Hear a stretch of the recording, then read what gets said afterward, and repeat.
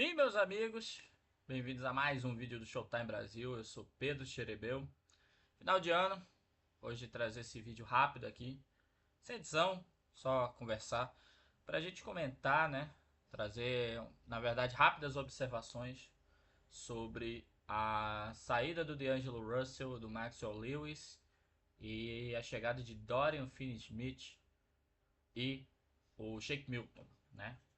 Uma troca calma, simples, meio inesperada, do nada, num domingo. Me lembrou muito a sensação daquela troca do Dennis Schroeder, quando veio de OKC, pelo Danny Green. Domingo também, de começo de tarde, eu lembro muito bem essa situação. E foi legal comentar, foi legal hoje dar uma aquecida no mercado da NBA, que já tinha sido aquecido há algum tempo atrás com algumas trocas, como do próprio Schroeder, que eu comentei agora. E muita gente elogiando. A verdade é essa. Muita gente criticando o Nets por ter trocado tão barato o Finney Smith, porque era um jogador importante para qualquer time que se pretenda ganhar títulos. E que o Lakers conseguiu de uma maneira muito barata, né? Vamos recapitular. Dorian Finney-Smith veio junto com o Shake Milton em troca de D'Angelo Russell, um jogador extremamente questionado e que a grande maioria da Lakers Nation nas redes sociais já vinha manifestando a sua vontade que ele saísse. Eu perdi completamente a paciência, né? Sobretudo com algumas coisas pontuais agora nesse final de ano que me trouxeram um sentimento, confesso pra vocês, de. Sabe aquele sentimento no final da passagem do Russell Westbrook? Sabe? Negativo pra caramba? Foi mais ou menos isso.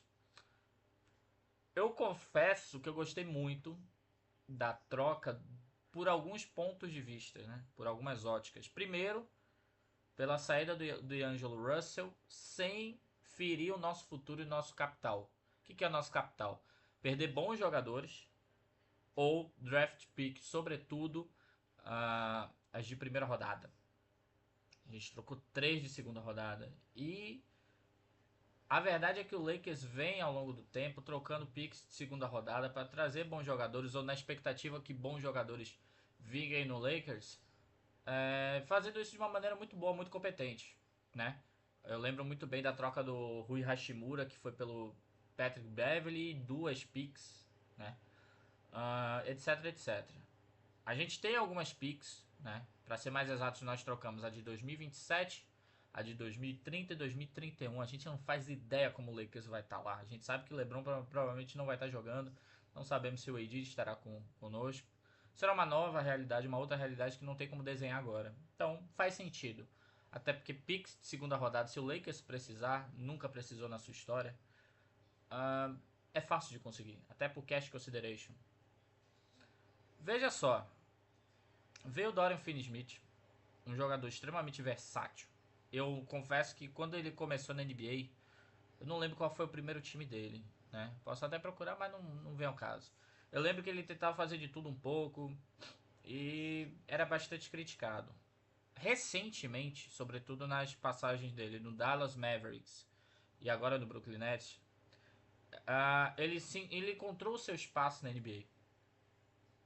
Encontrando seu espaço na NBA, ele evoluiu muito, sobretudo na defesa. Sempre se elogiou muito o Dorian Finney-Smith em relação à sua defesa. Eles nessa temporada já levantamos algumas estatísticas aí no Twitter ao longo do dia. Ele marcou armadores, alas e até pivôs. Então ele pode encaixar de maneiras múltiplas dentro do Lakers, junto com o AD, com o LeBron, substituindo um deles, fazendo uma rotação baixa, uma rotação alta. Dá para se trabalhar muito bem com ele. Recentemente a gente vem tendo uma crise de pivôs. A gente tem um Coloco que ainda está em fora de ritmo, né? Nós temos o Rui Hashimura, que veio fazendo as vezes de reserva do AD em alguns jogos e, obviamente, não atende às expectativas. O próprio LeBron já fez de pivô também para o AD descansar e, obviamente, não atende. O Jackson Hayes vai voltar agora para o jogo contra o Cleveland, mas estava fora bastante tempo. O Christian Wood, que a gente não consegue contar com ele desde a temporada passada, perdão. E o Dorian Finney-Smith, a princípio, ele vem para... Enquanto a gente não tem um rendimento de um pivô reserva, um pivô titular, um bom nome que possa chegar no Lakers em algum momento, a gente tem o Dorian Finney-Smith que consegue, já fez muito isso no Dallas e no Brooklyn, que é ser um pivô reserva em momentos específicos. Eu gosto muito dessa troca, trouxe um jogador extremamente versátil que tem uma bola de 3, mas eu prefiro esperar porque vocês sabem muito bem. Chega sempre um arremessador de 3 no Lakers, daqui a pouco desagrada. Temos bons arremessadores nesse momento, ele vem para agregar. É um time onde o técnico é um expert em bola de 3, então ele pode ajudar cada vez mais a ampliar, a potencializar o Dorian Finney-Smith. Mas, na minha visão, e eu quero, por favor, que vocês deixem os comentários de vocês nesse vídeo, ele não veio para ser titular. Ele pode vir a alguns momentos ser titular, mas eu não acredito que ele vá, por exemplo, tirar a titularidade do Hashimura. Que eu vi muita gente falando, vai ser o AD, o LeBron, o Dorian Finney-Smith, o Reeves e o Max Christian. Não acredito nisso, eu acho que o Hashimura, em que pese eu tenho a opinião que o Hashimura vindo do banco ele vai ter mais espaço para ter a bola, porém eu acho que isso não vai acontecer.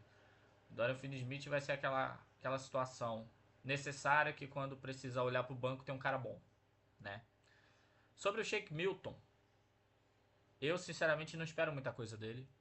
Eu lembro que ele teve um começo muito forte no Philadelphia e parou por aí. Tanto é que o Philadelphia abriu mão dele, ele foi parar no Brooklyn Nets e também não fazia nada de impacto no Brooklyn Nets.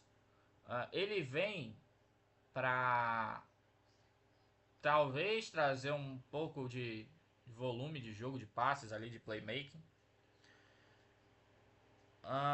Talvez um pouco de defesa, mas ele não é referência nisso. Tanto é que ele foi de graça, foi mais para encaixar na negociação agora, né? Bater os salários.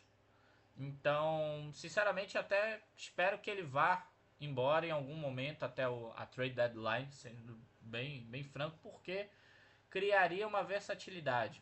Shake Milton tem um salário extremamente baixo, né? Salvo engano, é um salário mínimo. E é fácil de você abrir mão, até porque o Lakers, nesse momento, ele tem uma carta na manga que é uma mid-level exception que não usou até o momento. E que deve usar para trazer algum jogador no buyout, após a trade deadline, para fortalecer a equipe para os playoffs. Quem é esse jogador? Não sabemos ainda. Pode ser um pivô, pode ser um point guard reserva. Mas isso, o Pelinka ele tá tranquilo, porque ele sabe que em algum momento ele vai usar para o jogador ideal da posição ideal. Né? Então, mas eu não acredito que o Shake Milton vai contribuir, sinceramente. Se for para apostar em alguém dentro do nosso elenco e que pode trazer algum tipo de impacto, eu prefiro evoluir o Quincy Olivari, que vem fazendo bons números no South Bay, vem sendo um jogador de impacto. Outro nome, e aí eu quero até pedir a opinião de vocês, é do próprio Bronny James, que vem fazendo grandes jogos. Pedro, esses dois jogadores estão fazendo South Bay. Se for para testar, a gente já sabe qual é a capacidade do Shake Milton. A gente já sabe o que ele pode agregar na NBA. O Quincy e o Bronny não. Então, se eles vão ser a opção 2 ou 3 na rotação de armadores, não vejo problema. Vamos testar nos jogos que vão ser mais tranquilos. Daqui a pouco eu vou rapidamente falar do nosso calendário, que vai nos favorecer, né, ao longo do mês de janeiro. Sobre a saída dos jogadores, D'Angelo Russell, ele tem mais uma passagem, né, pelo Lakers. Mais uma passagem que deixa a desejar, não vou dizer decepcionante, porque, obviamente, se for botar na balança se ele agregou mais do que desagregou, a sensação que fica é que ele desagregou. Porém, ele foi um cara que respeitou o ambiente, ele foi um cara que não trouxe nenhum tipo de vaidade. Até ele se impressionou de continuar no Lakers no começo da temporada, vocês lembram muito bem como é que foi a coletiva dele. Mas foi um cara que aceitou o banco de reservas, né? Sabendo o nome e o salário que ele tem, ele aceitou o banco de reservas, ele quis contribuir da forma dele. Só que a forma dele não foi a forma que agregou mais, né? Acho que duas situações que eu lembro muito bem, elas impactaram muito na, na passagem de D'Angelo Russell, principalmente agora no final. A primeira coisa foi quando o LeBron esteve fora, que principalmente precisou dele, do Austin Reeves e do Anthony Davis, né?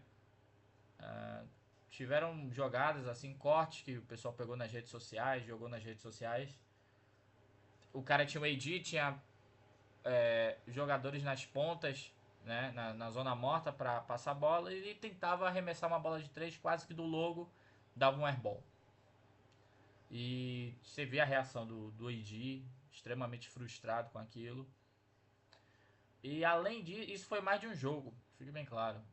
Além disso, que ficou muito claro, e eu acho que deu a segurança para o Pelinka fazer essa troca, foi a rodada de Natal e o jogo contra Sacramento. Rodada de Natal, nós vencemos o Golden State, o D'Angelo Russell não jogou. E algo que sempre chamou muita atenção, ele, D'Angelo Russell, e o Austin Reeves nunca tiveram encaixe dentro do time. Tanto é que o time deu uma melhorada a partir do momento que o D'Angelo Russell foi para o banco e o Austin Reeves saiu da posição 2 de shooting guard e virou o point guard do Lakers. Só que ainda assim, em alguns momentos eles jogavam juntos. Então eles meio que se atrapalhavam, né? Tal é que isso aconteceu que na rodada de Natal, quando mais se precisou dos grandes jogadores do Lakers, o D'Angelo Russell estava fora por questão de lesão. Jogou o LeBron, jogou o AD e o Austin Reeves fez um triplo-duplo, jogando como armador principal do time. Então isso chamou muita atenção da mídia. No jogo seguinte, acho que na última sexta-feira agora, contra Sacramento, mais confiança ainda no Austin Reeves, que conseguiu o career high, né? Ele teve a melhor média não, perdão, o melhor número de assistências em uma partida da sua carreira, fez 16 assistências, enquanto o D'Lo conseguiu 4, vindo do banco, mas que todo mundo confiaria mais em ter mais assistências do D'Lo do que o Austin Reeves. E a boa fase do Gabe Vincent, sem dúvida nenhuma. A boa fase do Gabe Vincent para contribuir mais para o jogo coletivo do Lakers, como ele fazia lá no Miami Heat. Ainda não é aquele jogador que jogou os playoffs do Miami Heat, mas ele já está readquirindo um ritmo de jogo interessante, que fica cada vez mais difícil pensar numa troca do Gabe. Essa que é a verdade. Então, isso somado à defesa e o encaixe do Max Christie, que hoje em dia é o quinto titular do Lakers, foi tornando cada vez mais dispensável o D'Angelo Russell. Então daqui poderia chegar um momento que falar, ô D'Lo, fica aí no banco, quando a gente precisar de você, que alguém machucar, você vem. Porque tava parecendo isso, na verdade. Sobre o Maxwell Lewis, né? Porque eu acredito que o D'Lo se auto-explica a negociação dele. E ele ganhou o título pelo Lakers. O D'Lo ganhou a Copa NBA, né? Eu acho que ele vai ser lembrado, sim, com bons sentimentos pela torcida, talvez. Eu acho que a raiva daqui a pouco passa, mas não, eu acho que é diferente do Westbrook. Comente aí se você acha isso. Sobre o Maxwell Lewis, ele veio no mesmo draft do ano passado do Max Christie. Parecia ter mais qualidade, só que ele nunca teve essa oportunidade, seja com o Han e seja com o JJ. A minha opinião é que se ele nunca apareceu para jogar efetivamente, quer dizer que ele nunca demonstrou essa qualidade que talvez pudesse se esperar dele. E sempre foi um jogador negociável. Tanto é que veio um encaixe. Todo mundo pensava até no Jalen Hood fino, outros jogadores, né, com um contrato baixo. E foi um jogador do South Bay, a verdade é essa, que foi negociado. Então, eu diria que o Shake Milton e o Maxwell Lewis é 6 por meia dúzia. Ao meu ver, o Shake Milton não será utilizado. Talvez nesse começo, por conta de ajustes ou ou até mesmo para testar o jogador, ou até mesmo para melhorar a rotação, porque eu acho que é uma rotação limitada que desgasta muito os jogadores. Talvez ele participe desse rodízio no começo para ver se ele pode ser melhor aproveitado no Lakers, quem sabe. Mas o Dorian Finney-Smith, com a capacidade dele pelo Dilô, foi uma troca linda. Perdendo 3 picks de segunda rodada, não faz questão hoje para os negócios do Pelinka. Sobre o nosso futuro, o Lakers agora joga dia 31, 11 horas, no Réveillon, na virada, né? Primeiro tempo é dia 31, 2024. Segundo tempo vai ser em 2025, então quem não for pra balada, quem não for, né, curtir o Réveillon, vai ficar com esse jogo do Lakers. A gente vai ter agora um bom caminho. Teremos alguns jogos bons para testar o time, ao mesmo tempo adversários mais fáceis, né? Tirando o jogo de Cleveland, que ainda é dia 31, é considerado ainda 2024, o último jogo do ano. Do primeiro jogo, no jogo seguinte, eu não tô com a tabela aberta, mas eu sei que do próximo jogo do deixa eu vir rapidinho que dá tempo. Do próximo jogo do Lakers, no dia primeiro não, dia 3 de janeiro, que vai ser contra o Portland Trail Blazers, até o dia 24 de janeiro, que é o primeiro jogo dessa temporada contra o Celtics, o Lakers vai ter 12 jogos, 9 em casa. E vai enfrentar alguns adversários interessantes, seja para se testar, como também vai enfrentar adversários mais fáceis, né? Para embalar mais o time, para Jackson Hayes ter a volta dele, para o Gabe se voltar de lesão, porque ele teve uma pequena lesão, mas não preocupa a segunda mídia americana.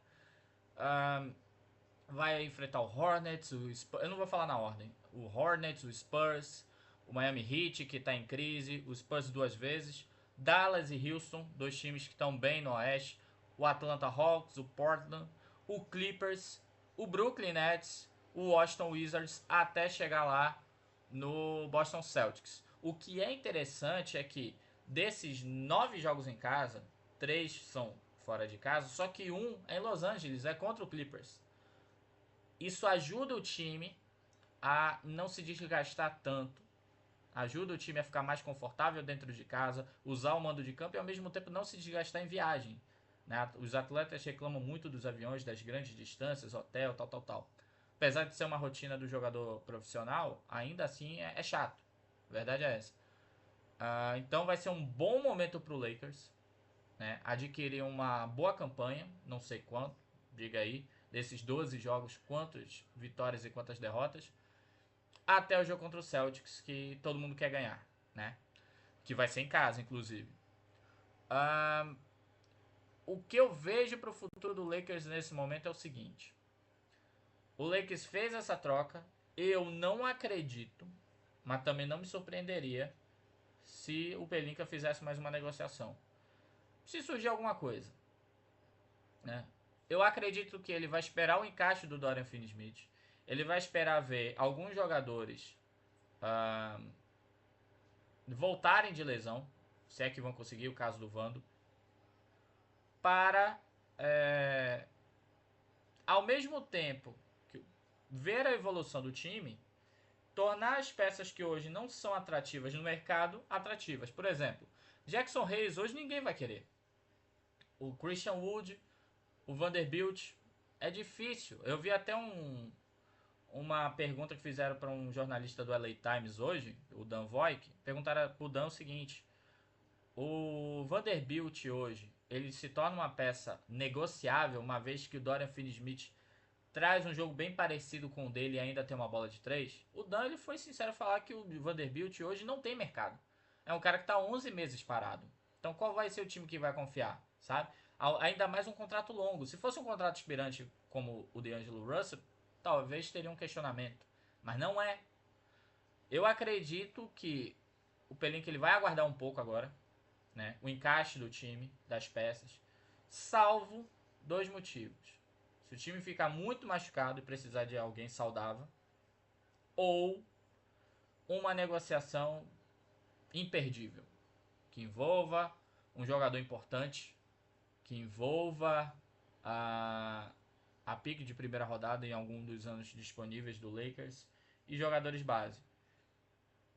Eu digo que hoje D'Angelo Russell, o Austin Reeves, o Anthony Davis e o LeBron talvez sejam os únicos intocáveis do elenco. Hashimura, o próprio Gabe, Bron James a gente sabe que não, né? Mas Hashimura, Gabe, os pivôs, todos os jogadores, eles não são intocáveis. Isso vai depender do que vier em troca. Vamos supor, a gente sabe muito bem que agora o PG1, nosso armador principal é o Austin Reeves. Vamos supor, e aí vocês vão me dizer nos comentários. Se vier uma troca, Colin Sexton e Walker Kessler, pivô, com extremo potencial do Utah Jazz, e o Colin Sexton, que pode fazer ali o shooting guard e trazer uma pontuação para tirar um pouco da pressão das nossas estrelas. Será que vale uma pique de primeira rodada? Será que vale jogadores como Hashimura, jogadores como Gabe Vincent? Sabe? A gente quer se livrar dos piores, os jogadores que não deram conta. Mas e os jogadores hoje que ainda dão algum resultado, mesmo que sejam criticados, como é o caso do Hashimura? Vale a pena trocar por esse pacote? Que outro pacote poderia ser? Que outros jogadores? Eu ouvi falar que tem alguns jogadores que são trocáveis apenas por segunda rodada e o encaixe de mercado. Por exemplo, o Valanciunas, o Malcolm Brogdon, o Kelly Olynyk, alguns desses nomes, né? Então, será que vale a pena trocar alguns desses jogadores nossos por algum desses que eu falei? O pacote do Utah Jazz vale uma pique de primeira rodada? Então, são pensamentos aqui que eu tenho, né? O Vando muita gente gosta, mas fato é que ele se tornou um jogador disponível hoje. Porque o que adianta a gente ter um jogador bom como ele se não, infelizmente, não agrega em quadra, né? Enfim, vou encerrando, deixando essas reflexões aí e essas opiniões e peço que vocês, né, tragam a de vocês, por favor. Comentem aqui nos comentários desse vídeo para trazer mais. E outra coisa, amanhã é dia 30. Se vocês quiserem uma live especial pra gente abordar os 30 jogos do Lakers, o que pode vir a acontecer agora no começo do ano, em janeiro, né? Fazer uma live especial de final de ano, porque o Showtime Brasil, ele ampliou muito o seu trabalho nesse ano. Trouxemos o podcast pro YouTube, trouxemos esses vídeos gravados, que são sempre muito bons, que vocês gostam bastante, agradeço em nome da equipe Showtime Brasil. Se vocês quiserem, fala aqui nos comentários também, eu quero a live do dia 30. Que aí a gente faz especial, não sei quantas pessoas vão participar, não sei, mas a gente faz aqui para trocar ideia, fechado? Muito obrigado por tudo, talvez esse seja, se não tiver live, esse com certeza é o último vídeo do ano. Obrigado pela parceria. Não vai ter edição, então vai ter essa tosse mesmo. Obrigado pela parceria. Obrigado por crescer cada vez mais esse conteúdo do Lakers aqui no Brasil. Nós temos ideias gigantes para trazer aqui, né? Contribuindo não só para a história do Lakers, mas a história da NBA, do basquete, para quem gosta de verdade. E teremos mais e mais conteúdos agora em 2025. Contamos com a parceria de vocês.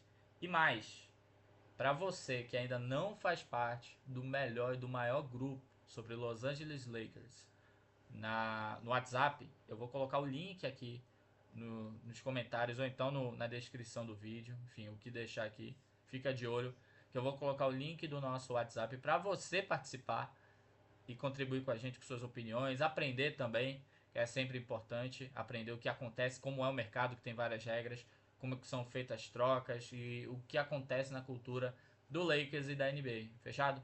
Forte abraço. Feliz ano novo para todo mundo. Feliz Lakers 2025. Muita alegria, vitórias e o nosso 18º título em breve vai acontecer. Fechado? Um abraço, pessoal.